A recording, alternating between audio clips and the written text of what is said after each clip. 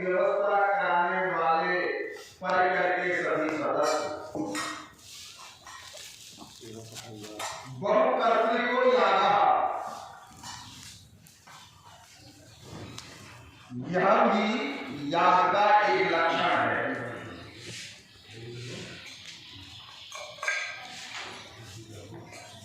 यज्ञ में बहुत से व्यक्तियों का परिश्रम होता है।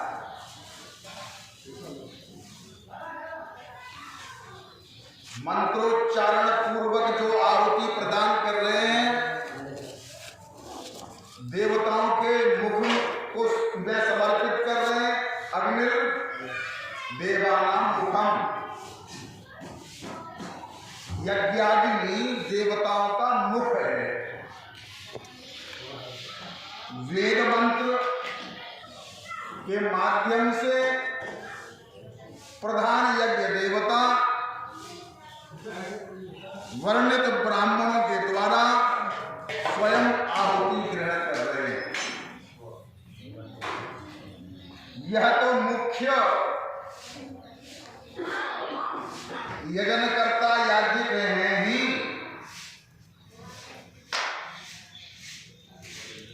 शाकल्य की व्यवस्था करने वाले,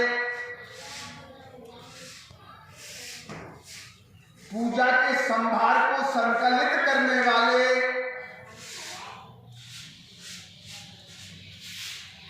पत्र पुष्पादि फल नैवेद्य तांबूल आदि की व्यवस्था करने वाले,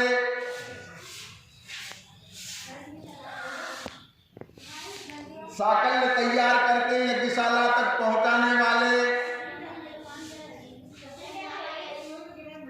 ब्राह्मणों को फलाहार भोजन की व्यवस्था करने वाले, जितने भी सदस्य होते हैं जो यज्ञ में सहयोग करते हैं, वह सब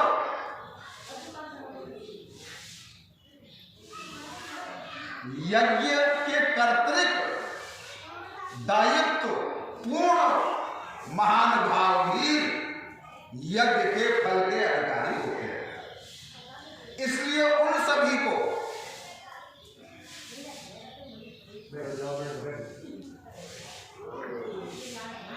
साधुवाद धन्यवाद देने में मुझे प्रसन्नता की अनुभूति हो रही है।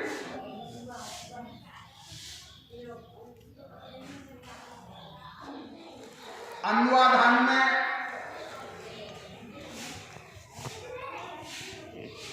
हवनात्मक महारुद्र महायज्ञ की निर्धारित संख्या जो उच्चारित की गई थी,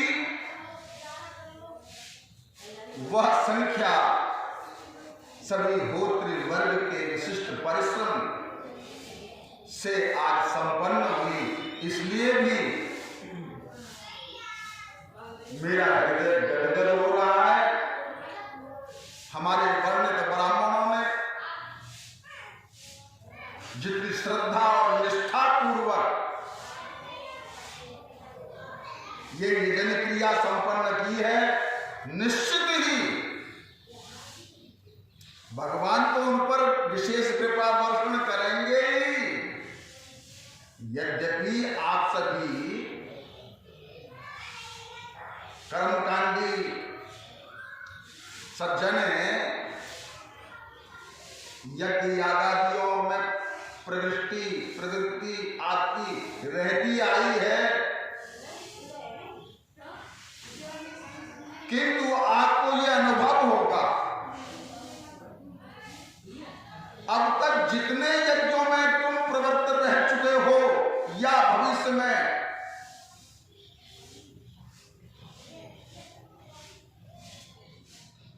यज्ञों में सम्मिलित तुम रहोगे। मैं निश्चित यह कह देने में संकोच नहीं कर रहा कि अविस्मरणीय यज्ञों में पूज्यपाद तमोमूर्ति नैष्ठिक ब्रह्मचारी श्री नारायण स्वरूप ब्रह्मचारी जी महाराज की प्रबल प्रेरणा उनकी सदिच्छा से समायोजित इस यज्ञ को तुम जीवन भर भूल नहीं पाओगे। वैभव संपन्नों के कार्यक्रम किए होंगे, आवास की या भोजन की कहीं बहुत अधिक सुख सुविधाओं की तुमने देखी होंगी कदाचित। यद्यपि यहाँ ब्राह्मणों की सुख सुविधा का पूर्ण ध्यान रखा गया है, कहीं कोई कमी नहीं है।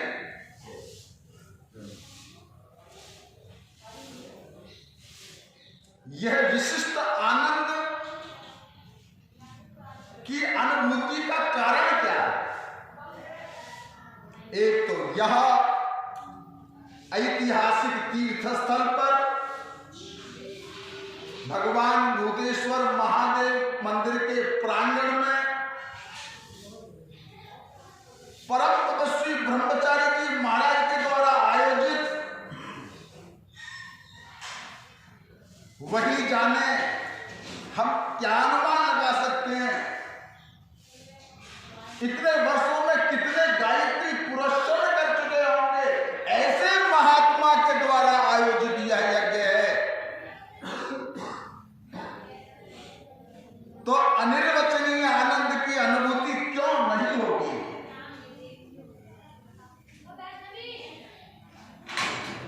अन्यायोपार्जित द्रव्य से यज्ञों में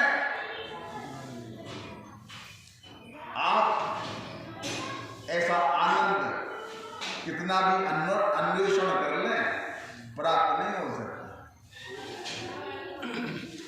विशिष्ट बात,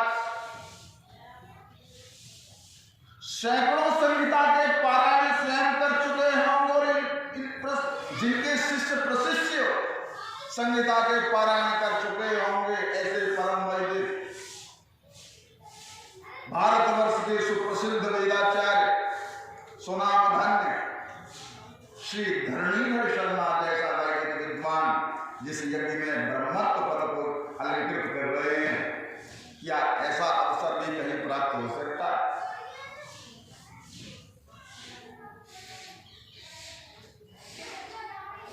100 वर्ष से अधिक पूर्व में पूज्यपाद भारतवर्ष के सुप्रसिद्ध अन्नपूर्णा सिद्ध परम तपस्वी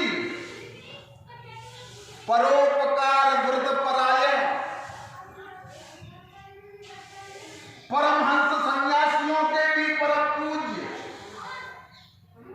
श्री उड़िया बाबा जी महाराज ने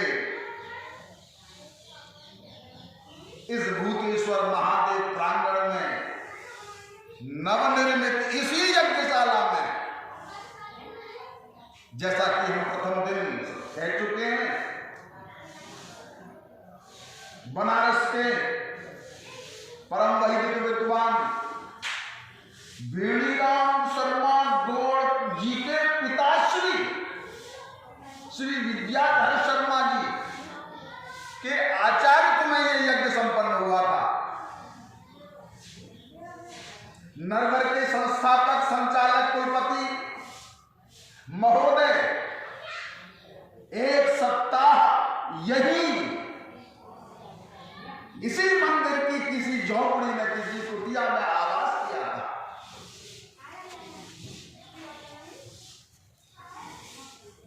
स्वामी अखंडानंद जी महाराज की अनेक कथाएं पाक्षिक रास पंचाध्यायी में भी प्रवचन इस भूमि पर अखंडानंद जी महाराज का उड़िया बाबा की सन्निधि में, जिसमें पूज्य महाराज जी नरवर के संस्थापक कुलपति महाराज जी भी यहां पधारे।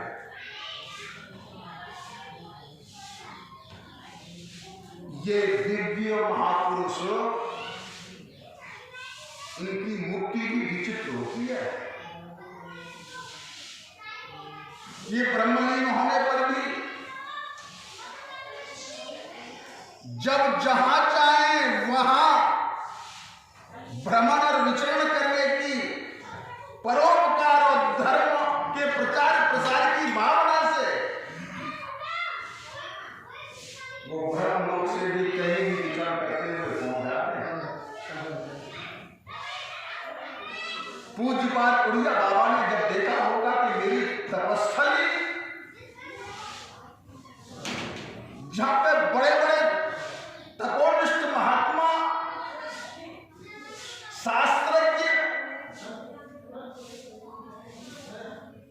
वीतरागी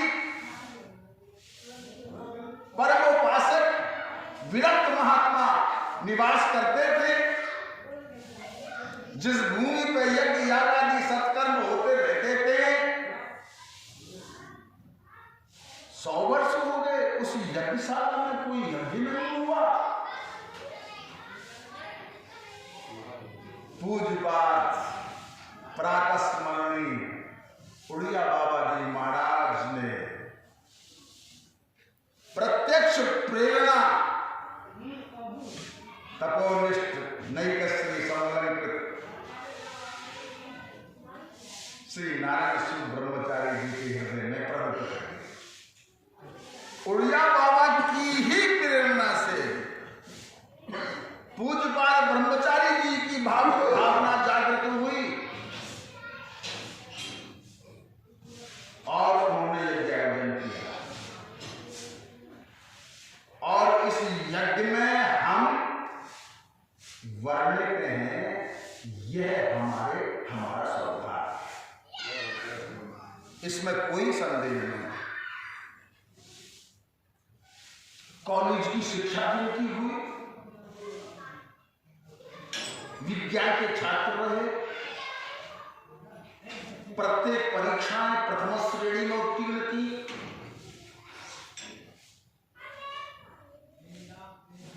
वो कॉलेज में पठित स्टूडेंट के हृदय में वैराग्य उत्पन्न हो जाना,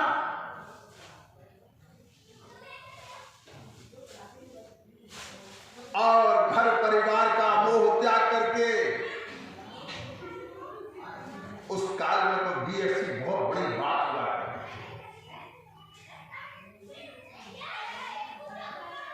हृदय में वैराग्य धारण करके संस्कृत के ग्रंथों में रुचि उत्पन्न हो जाना, इतनी बड़ी अवस्था के बाद।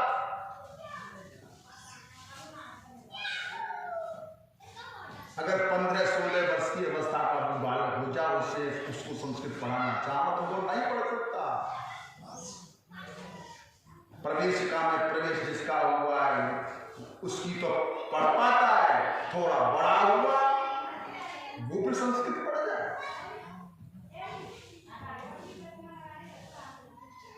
परम वैराग्यवान स्वामी श्री हंसाश्रम जी महाराज दूधाधारी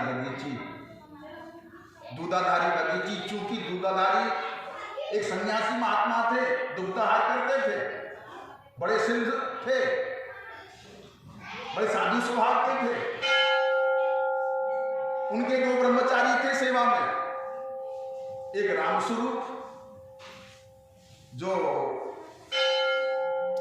अलीगढ़ जिला के रहने वाले थे, एक थे बुद्धसेन वो भी ब्रह्मचारी थे, वो चंदौसी के रहने वाले थे। वो तो राजा जी इसलिए कह पाए कि राजा का कर्तव्य है कि उसके क्षेत्र में कोई भूखा ना रह पाए। उनको राजा जी नाम से जाना गया, और राजा जी का क्षेत्र था जो इस क्षेत्र के महात्माओं की एकमात्र दीक्षा का स्थान था। महात्मा किसी अवसर पर पहुंच जाए, जो भी उनके पास आता है, चाहे बाजरा का है, चाहे मक्का का है, चाहे ज्वार का है, चाहे गेहूं का है, तुरंत उसको अपने हाथ से बना करके दीक्षा दिया करते। उन्हीं के एक से रामस्वरूप जी थे, वो बहुत समय रहे, इसलिए वर्तमान में उसे रामस्वरूप जी की बगीची कहते हैं। इससे पहले दूधाधारी बाबा की बगीची मानी जाती थी। नरवर के पड़े हुए एक रामस्वरूप ब्रह्मचारी, व्याकरण न्याय वेदांत के बड़े ही विद्वान, जो नरवर में लेकर के अनंत श्री विभूषित षडदर्शनाचार्य श्री विश्वेश्वराश्रम जी महाराज से उन्होंने वेदांत पढ़ा, उन्हीं से उन्होंने दंडक ग्रहण किया, और वो रामकृष्णाश्रम जी महाराज कहलाए। वह भी दूधाधारी बगीची पर बहुत समय तक रहे, जिनसे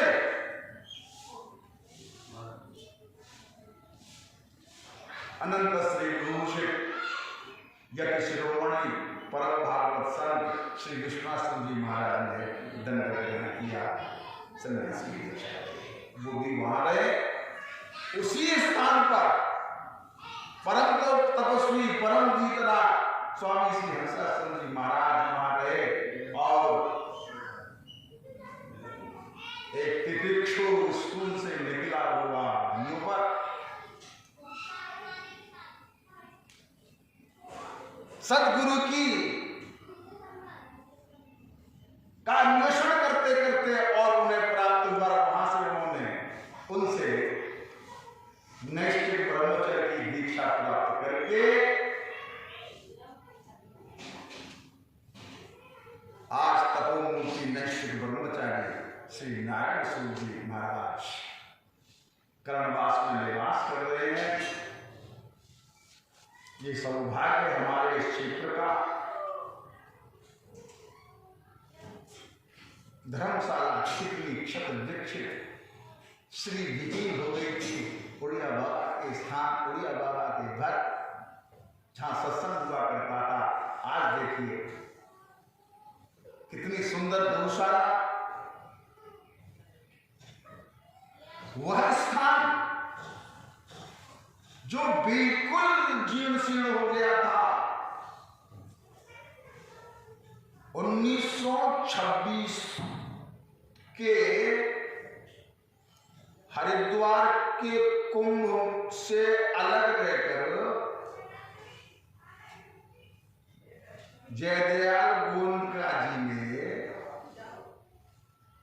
2 महीने यहां चातुर्मास किया, यहां प्रवचन हुआ। उनकी उस समय गोरखपुर गीता प्रेस गोरखपुर की स्थापना नहीं हुई थी। उन्हें कर्णवास का स्थान इतना भाया कि वो गीता प्रेस की स्थापना यहां करना चाहते थे। उस समय के यहां के जो प्रधान थे उन्होंने आश्वासन भी दिया, किंतु उन्होंने सहयोग नहीं किया।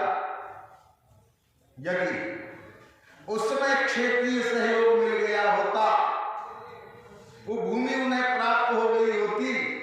आज गीता प्रेस गोरखपुर का जो नाम है वो गीता प्रेस कर्णवास का नाम भारत में ही नहीं संपूर्ण विश्व में विख्यात हो गया होगा। ऐसे ऐसे महापुरुष यहां रहे। 2 महापुरुषों को हमने तुम्हें गिनाया बाद में। अब ये देखिए, जो सामान्य बुद्धि के लोग हो सकते हैं, ये सोच सकते हैं कि इस पर कब्जा कर लिया, उस पर कब्जा कर लिया, उस पर कब्जा कर लिया। महात्मा कब्जा करके कहां ले जाए, जिसकी संतान नहीं, पुत्र नहीं, पौत्र नहीं। ये वो सनातन धर्म के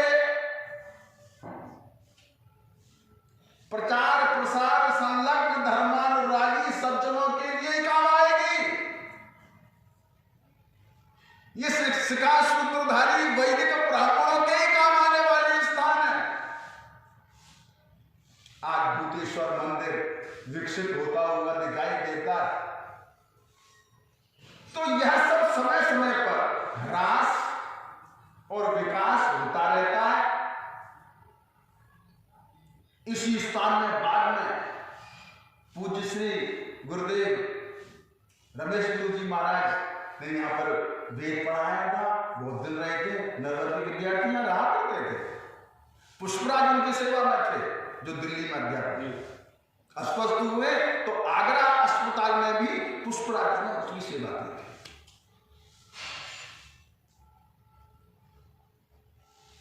नरवर महाराज जी के परम सेवक, परम भक्त, महाराज जी ने विशेष निष्ठा रखने वाले। एक यज्ञ हुआ वैन में, महाराज जी के वक्त यज्ञ हुआ, महाराज जी वहां रुके। तो एक किशोरावस्था में बहुत ही सज्जन और सदभक्त कोटि के बालक ने महाराज जी की सेवा बगीची में की, और उस बालक को महाराज जी अपने साथ ले आए। हम उसको ले जाते,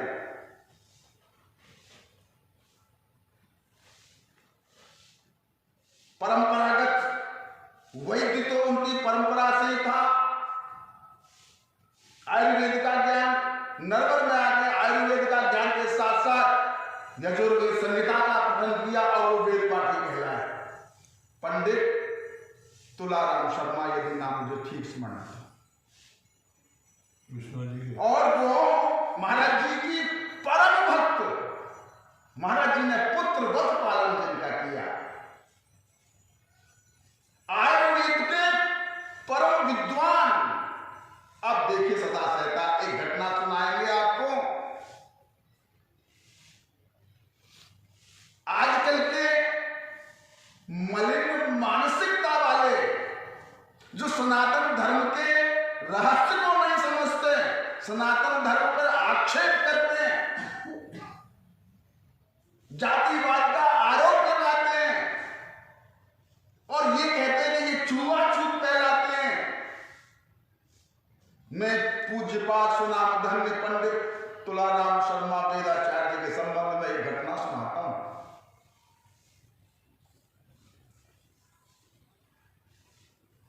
नरोला गांव का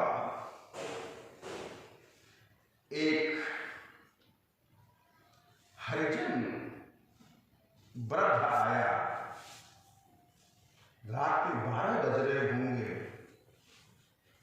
कि बात खटखटाई। नरवर में एक स्थान औषधालय कहा जाता, इंद्रजीत जी कहते थे।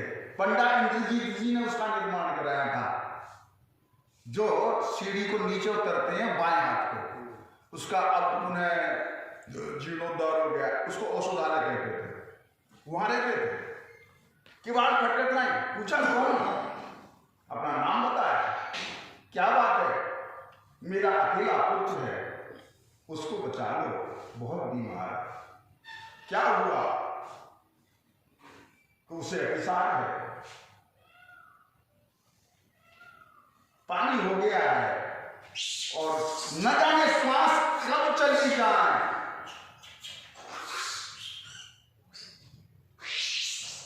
उन्होंने औषधि ली, उसके साथ चल दिए, सारे कपड़े उतार दिए, केवल पोटली पैकर ऊपर से कमर। वहां पहुंचे, बालक की स्थिति बहुत दयनीय थी। घर वालों से कहा कि तुम कई रात नहीं सोए होगे। कि नहीं, तुम्हारी आंखें सूझ रही हैं, तुम सो जाओ, निश्चित हो जाओ, अब मैं आ गया। रात भर उसकी परिचर्या करते रहे, रोग का निदान करते रहे, दवा खिलाते रहे, गर्म पानी करके पिलाते रहे, उसके वस्त्र बदलते रहे। जब सूर्योदय होने को था, सबको उठाया, जग जाओ, बालक ठीक है।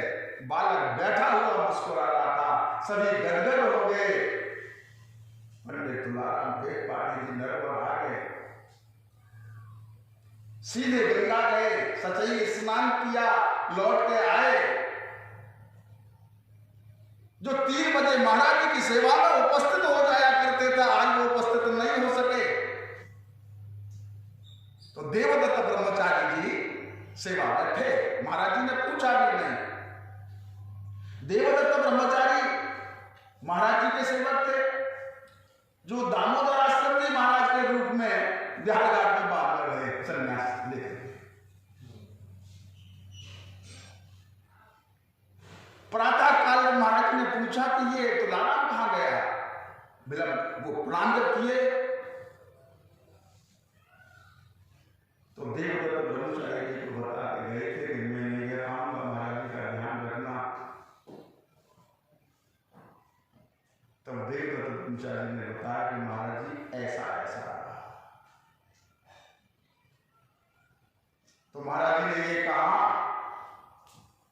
एक पिता को अपने पुत्र पर जो गर्व होना चाहिए, तुलाराम, आज उस प्रकार का मैं तेरे पर गर्व कर रहा हूं। उनके पुत्र प्रातः स्मरणीय सुनाम धन्य पूज्यपाद, जिनको हम चाचा जी कहते हैं, श्री विश्वनाथ शर्मा वैदिक जी, जो यज्ञ उड़िया बाबा के द्वारा वहां हुआ था, तो नरवर से जो 5 कुटिया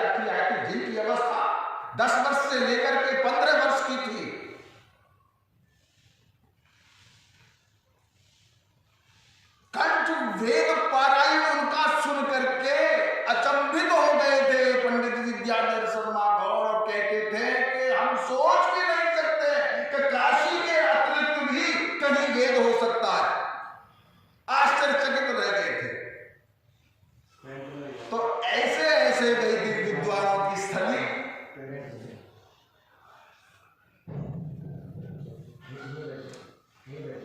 ज्योतिष पीठाधीश्वर श्री जगतगुरु शंकराचार्य कृष्णमोदाश्रम जी महाराज भी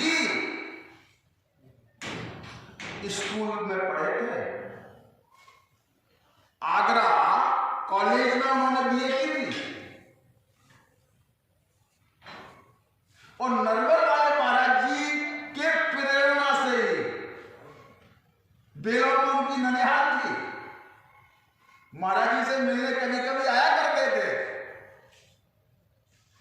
उनके संस्कार देख करके कहा तू किस चक्कर में पढ़ रहा, संस्कृत पढ़। फिर उनकी संस्कृत में प्रवृत्ति हुई।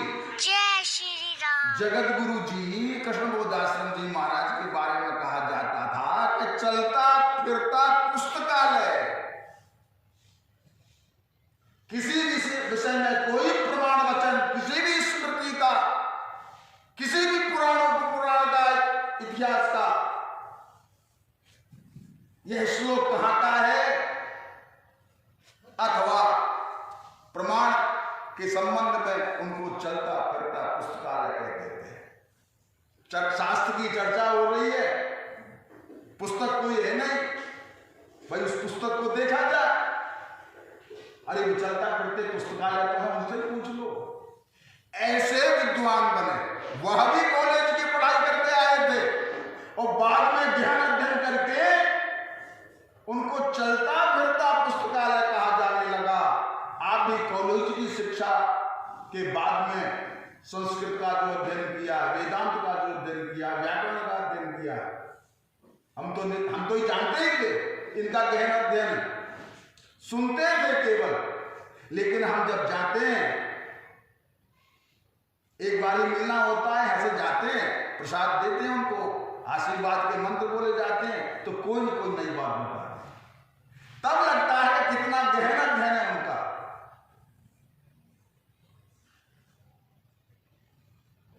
बातें तो कितनी भी कही जा सकती है।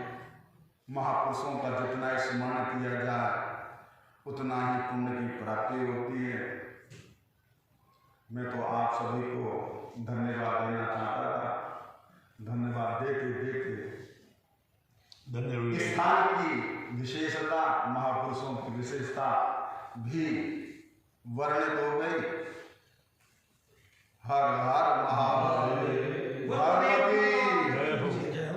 धर्म की अधर्म का नाश हो, पुराणियों में सद्भावना हो, विश्व का कल्याण हो, गौ माता की जय हो, गौ हत्या बंद हो, भूतेश्वर भगवान की जय हो, गंगा मैया की जय हो, यज्ञ पुरुष भगवान की जय हो, धर्म सम्राट स्वामी श्री कटपात्री जी महाराज की जय हो, पूज्य पाठ श्री उड़िया बाबा जी महाराज जय हो, स्वामी श्री विष्णुआश्रम जी महाराज जय हो, श्री ब्रह्मचारी श्री नारायण श्री ब्रह्मचारी जी महाराज जय हो, कर्णवास के पूर्व समस्त वैदिक विद्वानों की जय हो, जिनका हमने स्मरण किया है उन सब की जय